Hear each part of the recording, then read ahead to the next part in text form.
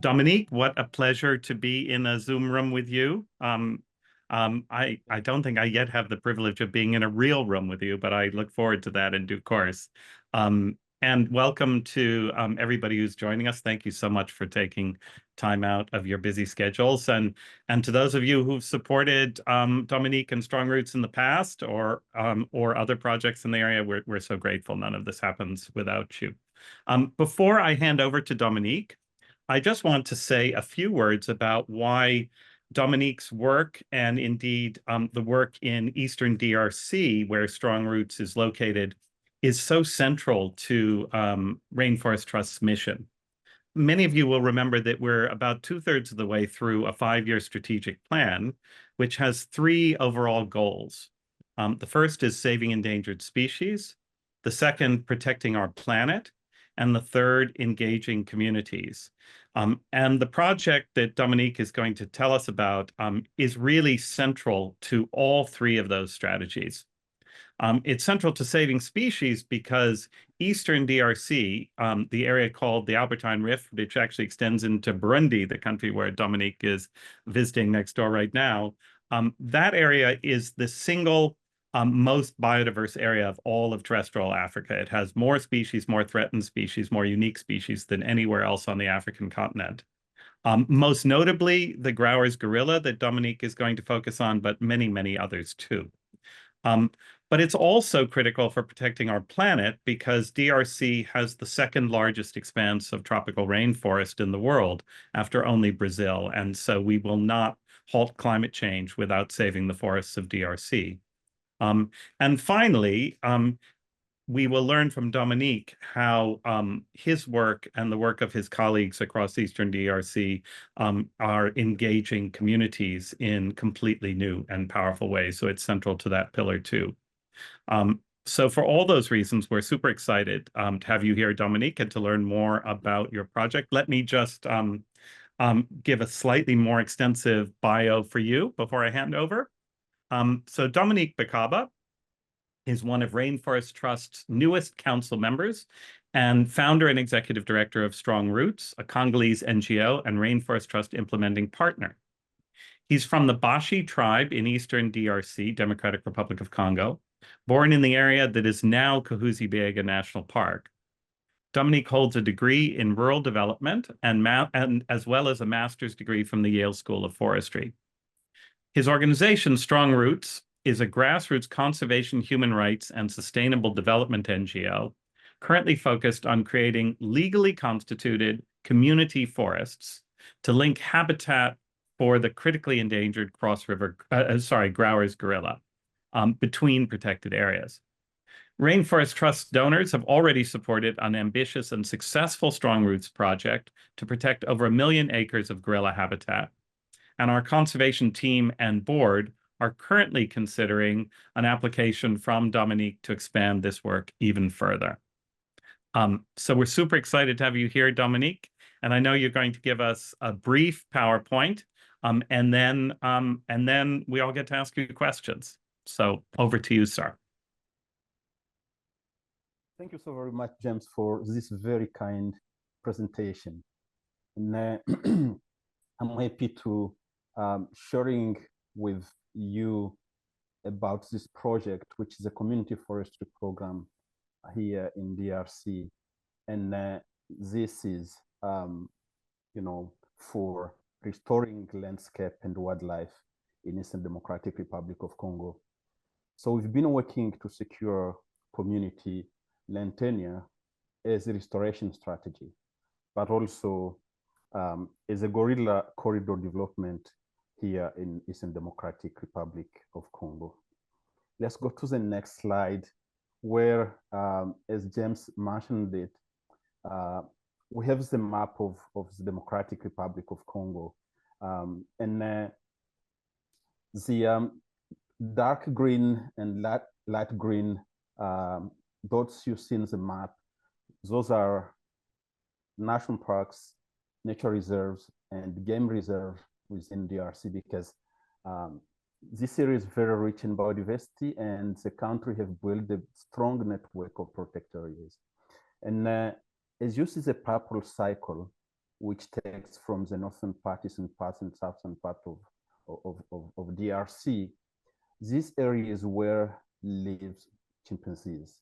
So chimpanzees live in that side, but sympathetically with the Grauer gorillas, which can be seen in the which habitat can be seen in the yellow cycle. And close to that landscape in the red cycle, that's where live the mountain gorillas, which slightly extend to Rwanda and Uganda. And in the central part of the country with the white cycle, that's where we have the bonobo.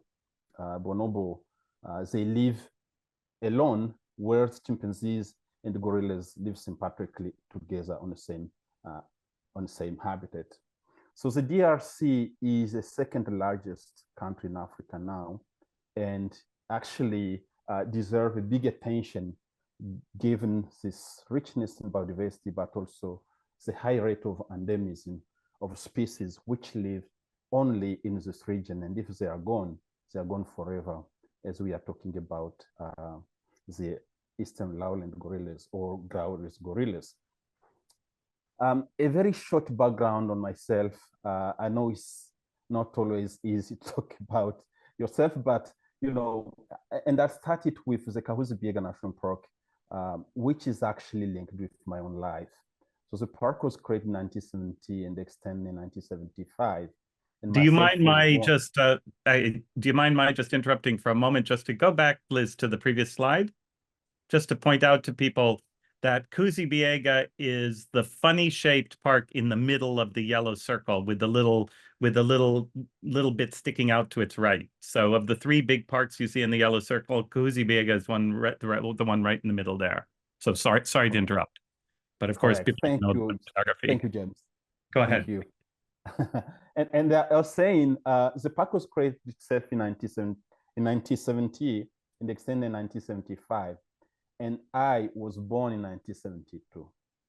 So when the park was created, my community, my family, along with the indigenous Papa people, were kicked out of their traditional lands because by law, no one was allowed anymore to live in a national park.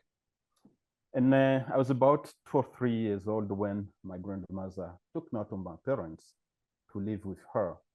And when I was about 6 or 7 years old, she started taking me in the forest to show me where they lived, how they lived, and so on. And I think this now reached the conservation work, ambition, and love, and work I'm doing today. Science communities were then separated from their traditional lands. This raised a lot of conflicts between the park management and communities. And in 1992, we created our first conservation project to address these conflicts which raised between the park management and the communities, the surrounding communities. Between 1996 and 2006, that's where I started doing some research work on the park to try to understand what can be the best solutions, trying to discover gorillas outside what we knew as children, is living with them, but additional layers on their lives, on their beauty and everything. And in 2009, I set up Strong Roots Congo to look at other forests, which were not protected forests, but community forests, but which were habitat for gorillas as well.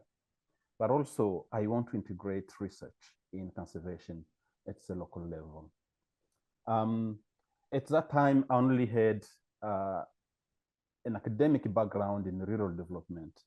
And then I decided to have a conservation background as well. And that's how I went to be admitted to Yale University and grabbing a master's degree there and coming back home to continue this project. And between 2022 and 2024, actually just last June, we secured 600,000 hectares of community forest between Kahuzi-Biega National Park and Itombwe Nature Reserve. And as James mentioned it previously, we are aiming to secure 1 million hectares of this corridor so that we can actually, provide the solutions and all outcomes we are thinking and imagining and envisioning on this landscape for gorillas and other species. So in the photo on the left, that's my wife, because this work is a contribution, is a teamwork from so many heads and hands. And I just mentioned Yvette Safi, my wife, with our two boys in the left side of this slide. And down there is my little Linda, our firstborn, in our small house in the village. That's where I got married in 1998, and that's where Linda was born.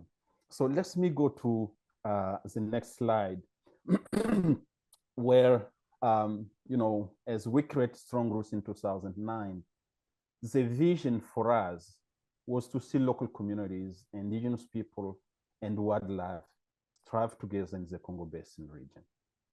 We are dreaming a region where humanity lives in harmony with all other beings, and where indigenous people guardianship is enabled everywhere it's possible. But to reach this vision, our mission is to work alongside local communities and indigenous people, but local communities and indigenous people who still preserving their cultural values and their traditional lands for biodiversity conservation, so that we can save great apes from extinction. And we recognize that to make this work, it requires a number of values, and especially it's a high humility, integrity, and mutual respect towards those people, towards those forest people, but also working in a spirit of reciprocity with them and with other stakeholders with whom we are working on this landscape. On the next slide, I just want to show out the main problem which pushed us to go further with creating Strong Roots Congo. It's mostly about the dramatic decline of Grauer's gorillas on this landscape, because between 1998 and 2016, we've lost about 77% of gorilla populations in DRC, which means we counted about 17,000 individuals, and it remained only less than 4,000.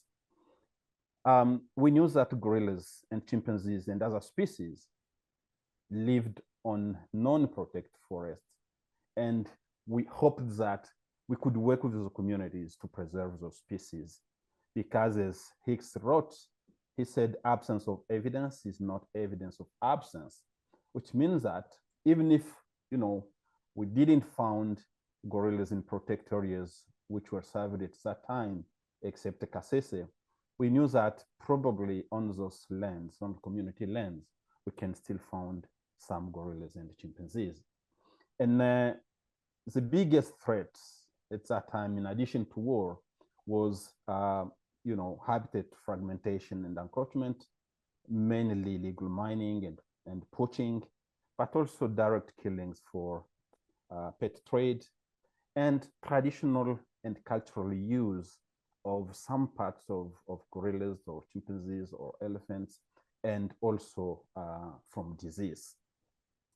So on the next slide, which shows the Kahuzi-Biega National Park in green up of the photo, and the Tombo Nature Reserve down there. Between them, we have this light green image, which represents the corridor we've created so far between these protected areas. And this corridor is currently composed of 25 community forests. And these actually represent about 9% of the South Kivu province area, because the whole corridor spans about 600,000 hectares. And 3 out of these 25 community forests are solely for indigenous Batwa people in Lwindi Chiefdom. So by law, which passed in 2014, local communities and indigenous people were handled the right of governance and management of their traditional lands for which they had secured collective tenure.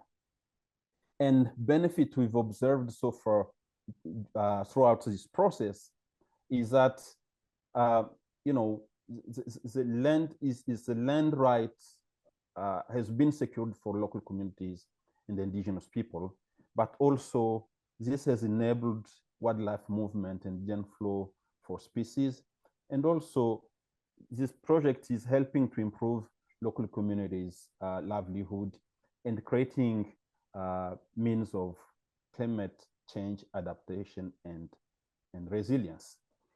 As James also mentioned, we are working towards securing additional 400,000 hectares to make a corridor of 1 million hectares between both protected areas.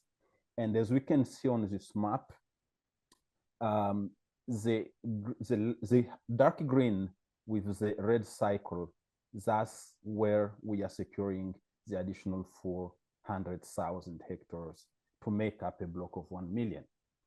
And if this project is successfully started by Rainforest Trusts, the project will be able to secure about 7 million, to sequester about 7 million of CO2 every single year. So it's a very important project, not only for wildlife, not only for communities, but also for climate change.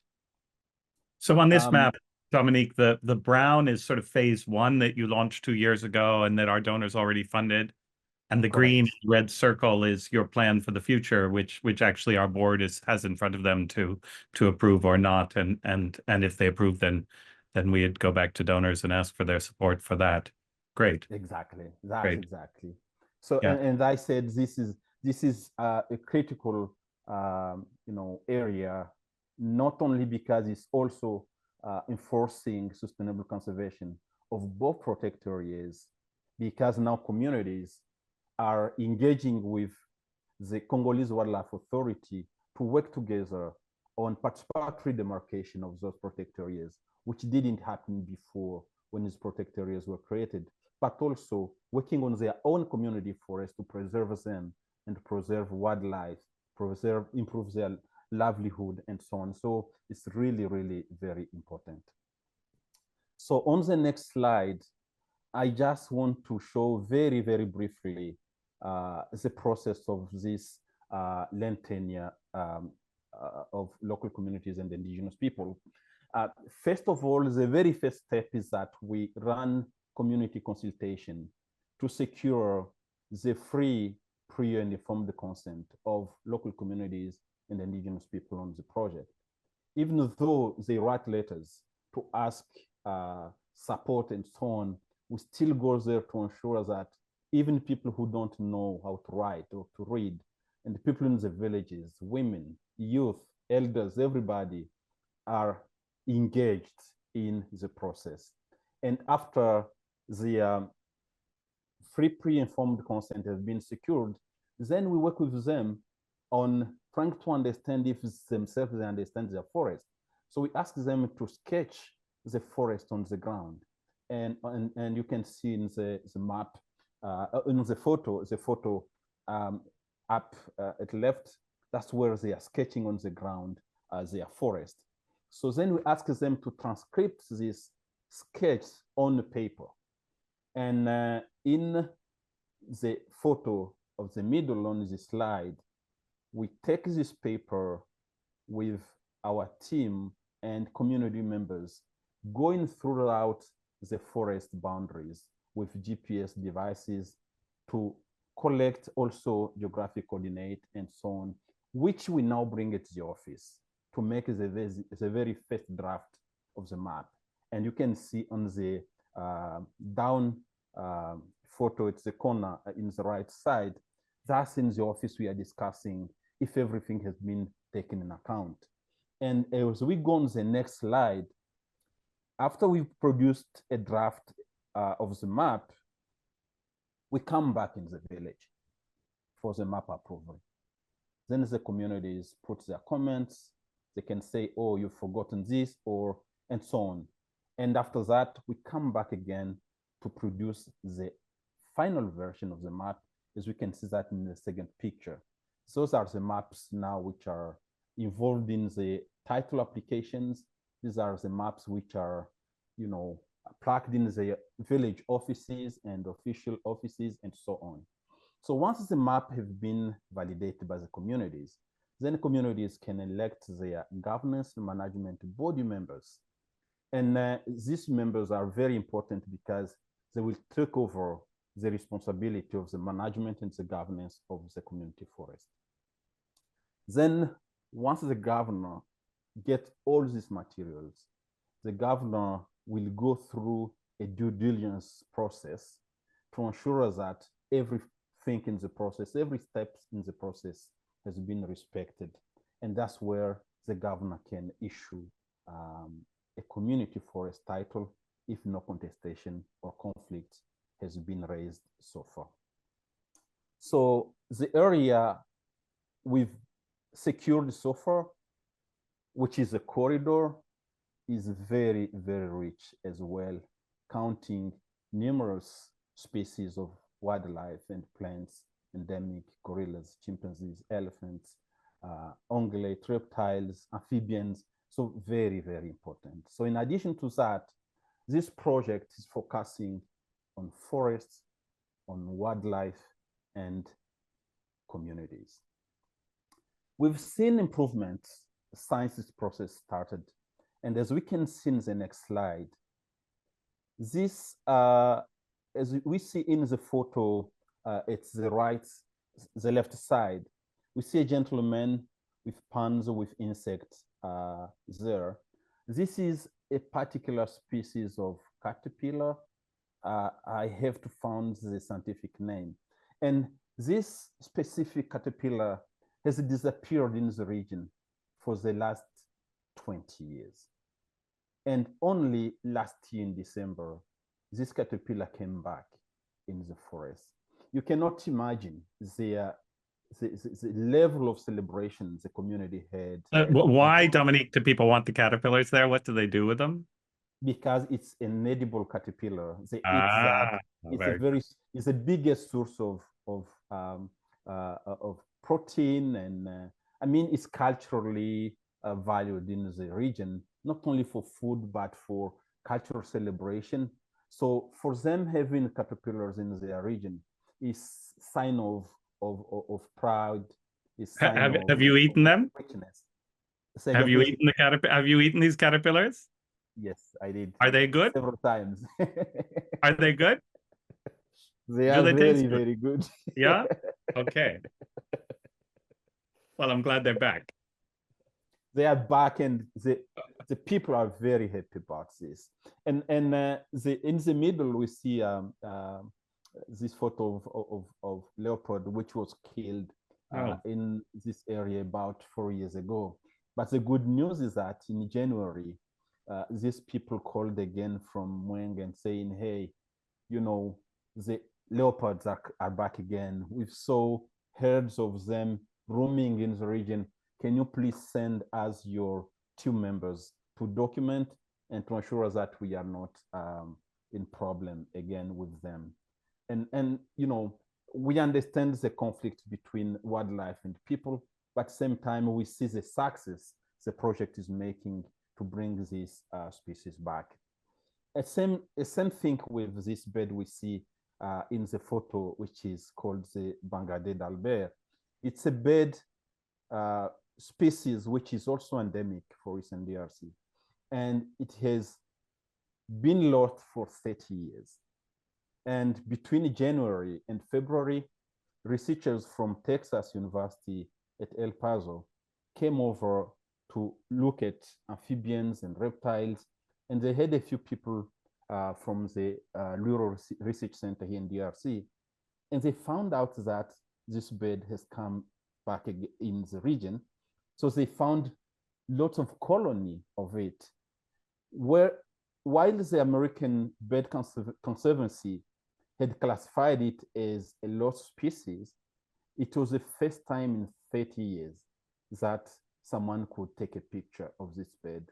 So all these species are coming back thanks to the conservation efforts, which is done by all of us, not only us on the ground, because we cannot do it alone.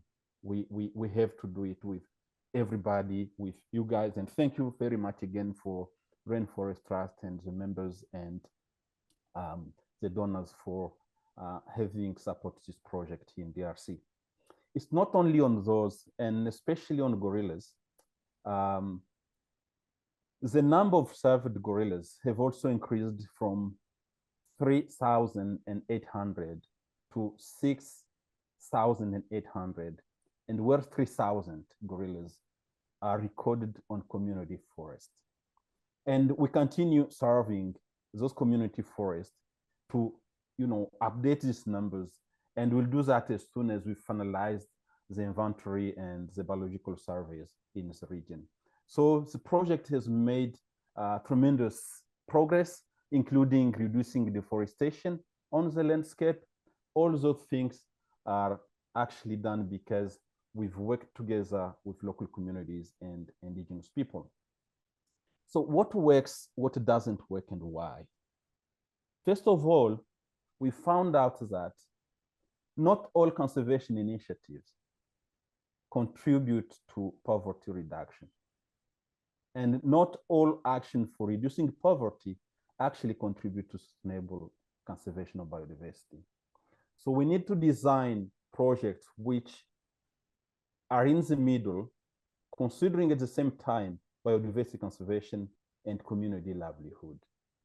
That's the first lesson we've learned for these years of this project. And the second one is about traditional knowledge and practices from local communities and indigenous people, which have actually helped us to design and make the success we've made on this project. However, as science is not enough to deliver conservation outcomes alone, this traditional knowledge and practice as well are not enough alone. So the idea and the main success we've made on this project is because we actually combined both science and new technologies with traditional knowledge and practices together, which has helped us to make the project the level where we are today. So we've also been, on the next slide, it shows a photo of a gentleman with corn. So we've been working with local communities and indigenous people on improving their livelihood, especially through sustainable agriculture. But to reach there as well, we've installed weather stations across the corridor so that we could understand and study the climate fluctuations. Because we found out that sometimes it's raining here, but at 10 kilometers or 20 kilometers, it's not raining. So we want to understand this so that we could really provide the best and useful support to small holder farmers in the region. I'm gonna probably stop by there, but on the next slide, just showing the main key stakeholders we've found working together to make the best conservation and sustainable development outcomes, especially here in Eastern DRC, if not in the whole Central Africa. It's first government, communities, research, media, and donors. If all of those work together and everybody delivering their role, making their role, providing their responsibility towards the project, we have a big chance to be successful. And the last photo I show there is for my colleague, Anastasia, who is the head of the community forestry program at Strong Roots. Anastasia is very brave and dynamic. At that time, she was pregnant, but she still went in the forest, meeting the people, traveling and working with all of them to ensure that the project was successful. So through her, I also, send my gratitude to Strong Roots team and all our other funders. Thank you very much. Thank you so much, Dominique. Just fascinating and super slides, and congratulations on both creating all of those community forests in such a short period of time, and also the recovery of several species. Super exciting. And I hadn't realized that now at least half of the Grauer's gorillas are living outside of the core protected areas and in the community forests around. So there's all to play for here, clearly. Some wonderful questions coming in. I might start with one or two of my own.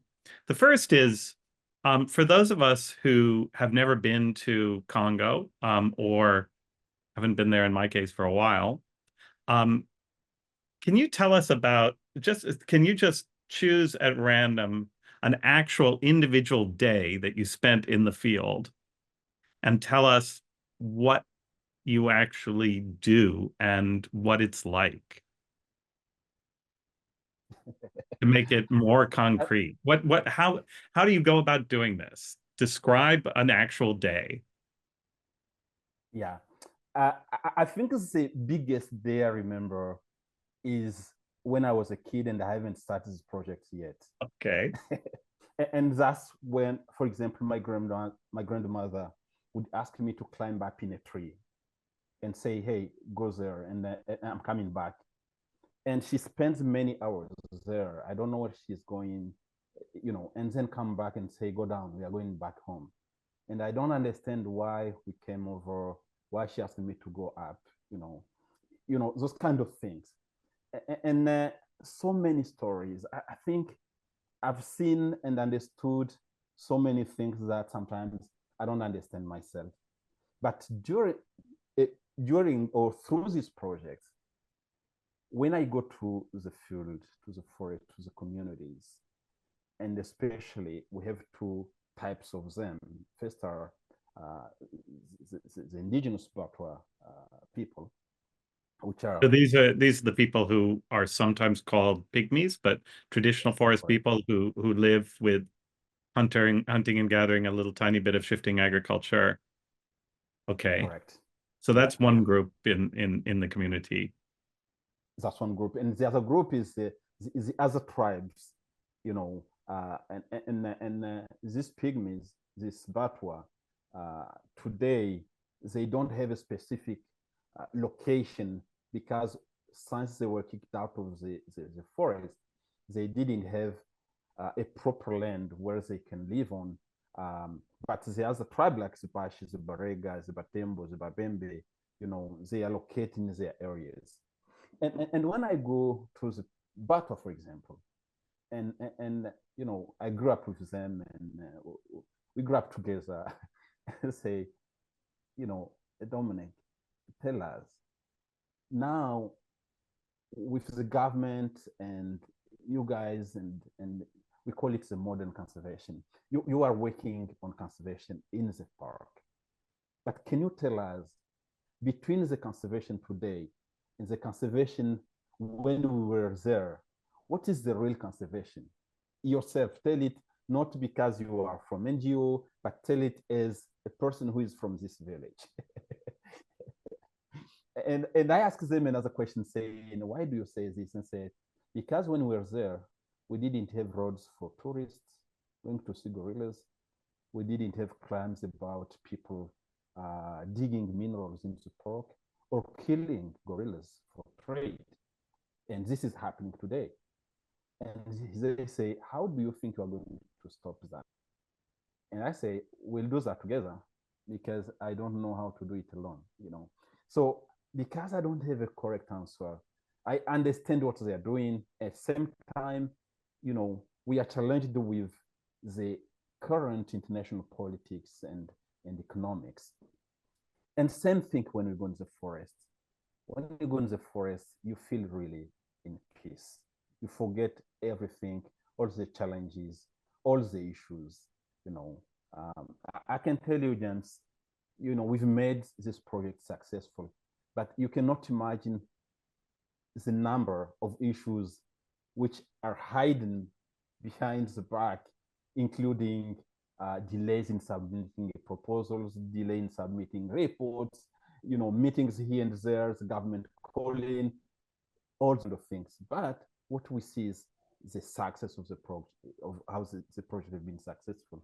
So when you go in the forest, you feel peaceful. You forget about all those things, and you refresh your mind. You feel healed. Then you come back home with a new spirit, which actually engages the next day to continue doing the project. Thank you. That's lovely. Several of our guests today are asking about whether there's any active ecotourism in Eastern DRC and any active ecotourism facilities, whether to see Grauer's gorillas or mountain gorillas, or one is particularly asking about birding. We have a number of supporters who are very keen birders. Is there any tourism in Eastern DRC, and are there any facilities, or is that still very difficult because of armed conflict? Actually, now things are coming back to normal. We don't have the same numbers of tourists we used to have in the 90s or before that.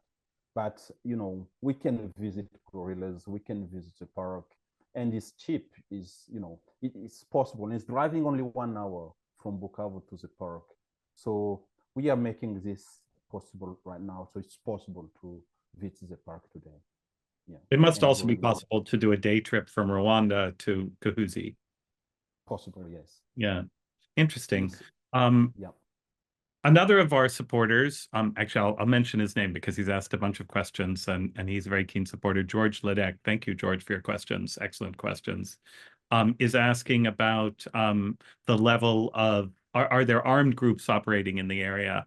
And is that a potential threat to the success of your project? Yeah, it used to be, but now it's not, because the armed groups are operating far away in the North Kivu province and not anymore in South Kivu. Actually, one thing I can mention very briefly is that some armed group called Raia Mtomboki in Shabunda, they were fighting to secure their land. And once this project came over in their region, they said, we were fighting to protect our land. But if the government comes to secure our land, to help us actually secure our land, why are we fighting? So they stopped fighting.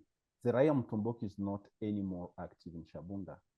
I know there have been other process, sensitizing them about peace and so on, but this project contributed substantially for them to stop fighting, because they say we will have a full hand on our land now. There is no reason to continue fighting and exposing our communities to all the issues of animosity and whatever. So, so the project also contributes a lot on the peace building level. Of course, it needs to be surveyed and published, and so that people can understand it. But yeah, the armed groups are not operating in the region where we are working right now. We still are concerned very much of what is going on in North Kivu, and we hope sustainable peace can be built and this stopping in the region.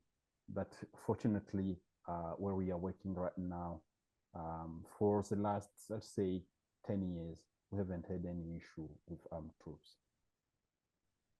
Good. We're all hopeful.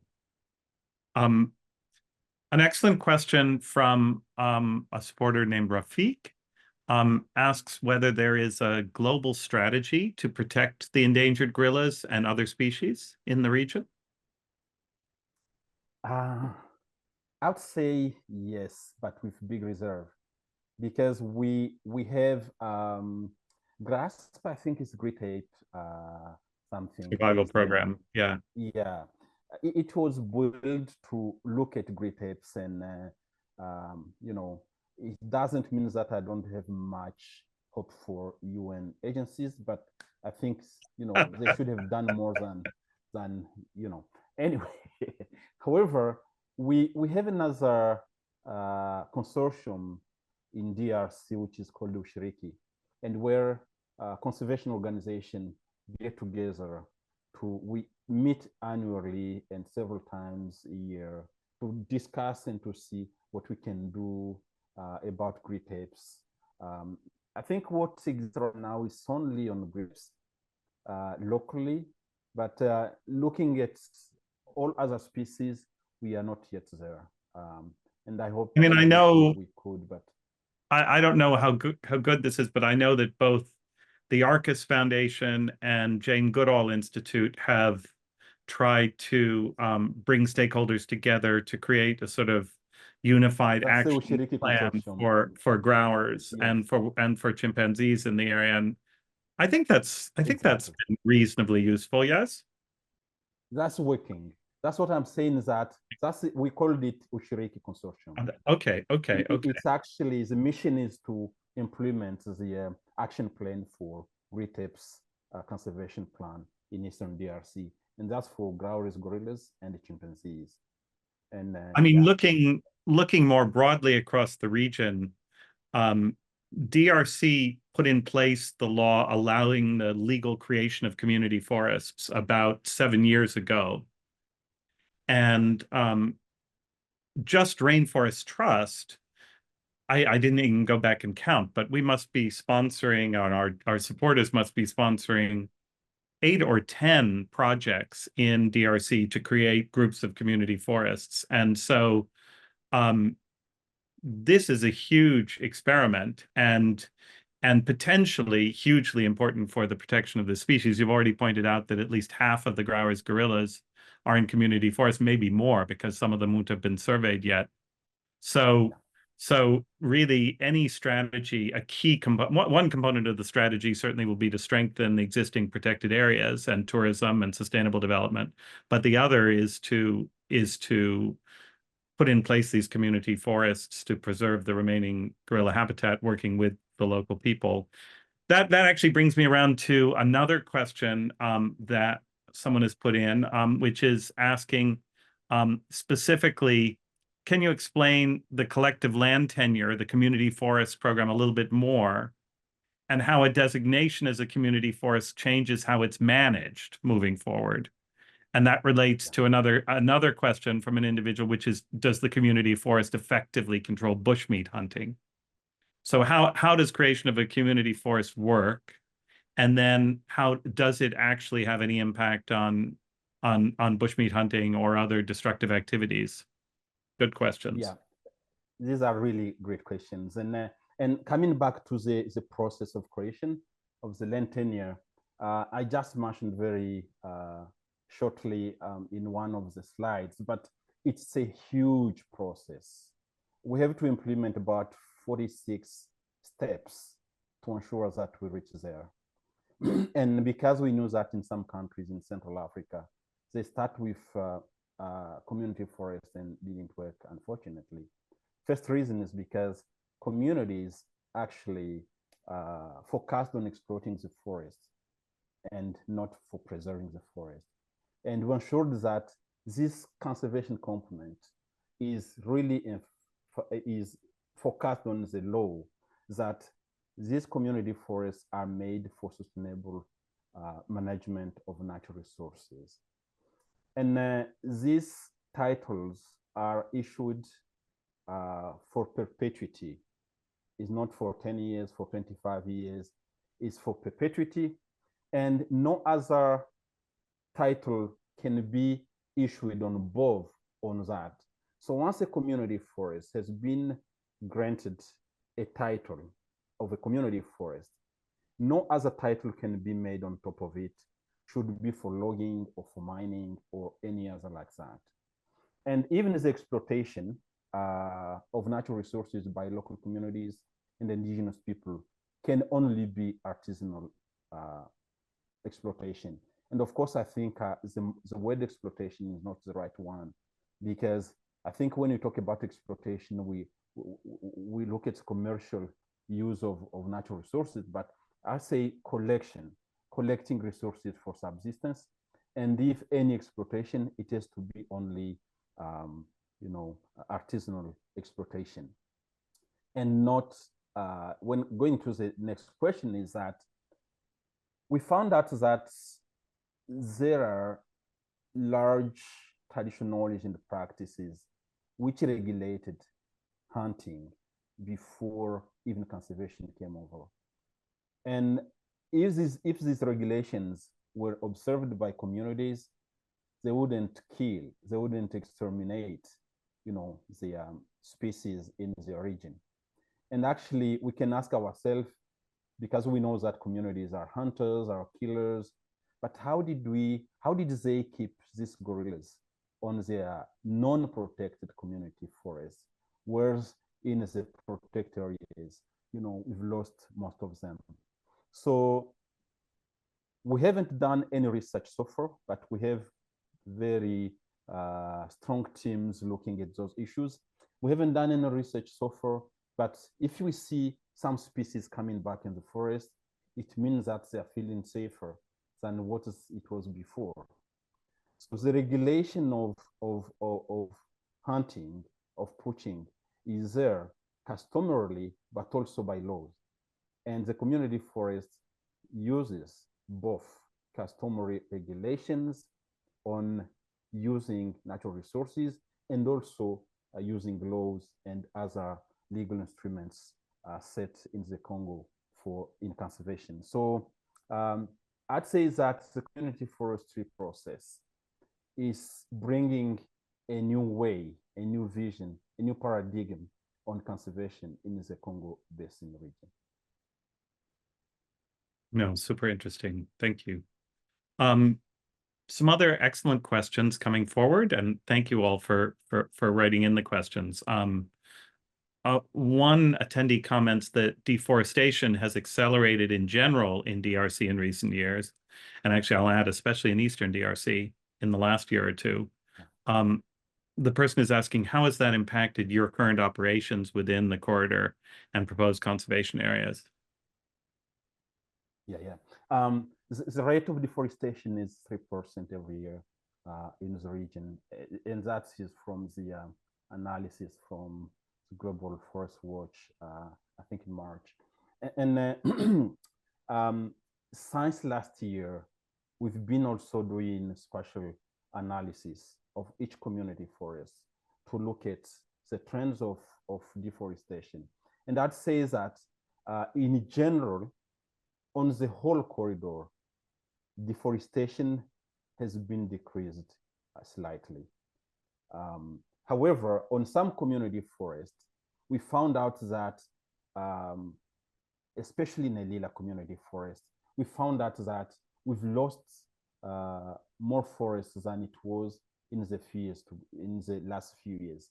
And the main reason was that, and I'm sorry to say this in public, but we had 3 Chinese companies which are working on mining in Moyonga, and they installed their mining activities after Kitutu, which is towards the Lila. And what happens when mining activities happen is not only the mining activities which deforest the region, but also all the people coming for selling beer, food, and everything. Those people also rely on the forest to build houses, to sell charcoal, many things going on around mining. Fortunately, because those companies didn't have proper papers to operate in that region, they were kicked out last year by the governor of the South Kivu province. But it doesn't mean that it stops, because we have others coming as well. Mining is really, really intense in this region. And I think the biggest challenge we have is that this region is rich in biodiversity, but at the same time overlapped by big richness of minerals. So we have to ensure that maybe in the future, we sit with all key stakeholders in the mining sector as well, and try to establish a strategic plan between preserving or between ecological values of this region versus mining values. And probably we can find a middle way, a middle compromise where we can say, this is the way we are going to do it. Because at the same time we need biodiversity, I think the society needs also minerals. How can we do that in a way that no one actually kills the other one? So it's a big process. Thank you. We only have time for one or two more questions, but there are several excellent ones that are coming in. Someone writes, you mentioned the importance of working with community to develop more sustainable sources of finance, specifically agriculture. Are there any other ways to support the community to diversify their economy? And that's a big question. And we have researchers right now actually updating our agricultural plan. We have one for the whole corridor, and these people are working to update it and building on lessons we've learned the last 5 years to see what can be improved. It's shocking, but the reality, 72% of the local economy in the western part of the corridor comes from mining. So mining is big. And the idea of improving agriculture in the region, but sustainable agriculture, is also to see how so many people involved in mining can also shift from mining to agriculture, to understand that at the same time they can work on agricultural activities, they can at the same time contribute to food security, but also to the commercialization of crops in the region.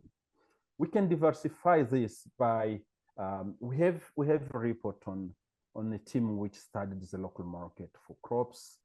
It's a whole thing involving understanding the local markets, which main crops are being produced in the region. Is it enough for consumption and then being commercialized in the region? All those things are going on. But coming back straight to the question is that we are looking at those ways to diversify the local economy, but based on respecting the forest and ensuring that those hotspots of biodiversity are kept intact. And the other thing which helped us to go through this is the cultural value of the people on the forest, because this region is full of, it counts several sacred sites, which are very, very important for people. They are considered like no-go zones for the communities, which actually makes it also a big tool to contribute to conservation. So all of these questions are very, very important. And we are working on some of the answers, but I'm sure that in the few years to come, we might have concrete answers on some of them. Thank you. Thank you. We just have 2 more minutes. So maybe I'll just ask one final question for you to answer in the remaining 2 minutes. Often when I talk about conservation in the Congo Basin to people, they ask, isn't it too risky to do conservation in a country like the Democratic Republic of Congo with such a history of political unrest and civil war? And in particular in the east of the country where the central government has so little authority. So I'd ask you, how is it possible to do successful conservation in such a setting? And do you think it will succeed over the long run? And how? Yeah, that's a big question, James, and I wish I had the best answer on that question. However, when you read about DRC or hear about DRC, it's only negative information which comes out of media, and I wish these efforts being made on the ground about preserving the land, about preserving species, can also be highlighted in media and in other settings and meetings. So in addition to the difficulties of doing this, people are working hard to ensure that they can preserve this forest. It's really hard, but it's also possible. It's not impossible.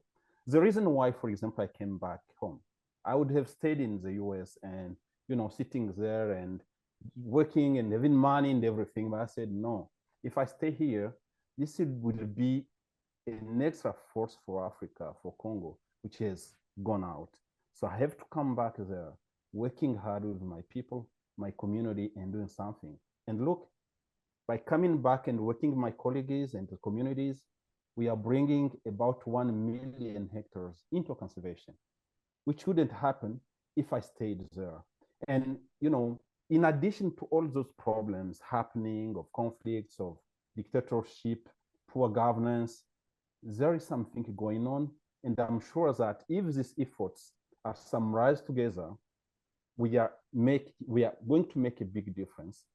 And also, we cannot leave these species, this endemism, just going and disappearing. Gorillas, they are very, very beautiful. Losing them will be a big mistake for us as humans. I think there is a lot going on inside that chaos, but something is working, and I'm sure that it will make a big difference. And why not going over this chaos and make things working better? Well, thank you. We are so grateful for your commitment and your extraordinary work back home in Congo. And we feel, I know I speak for all of us when I say that it is a tremendous privilege to partner with you and support you however we can.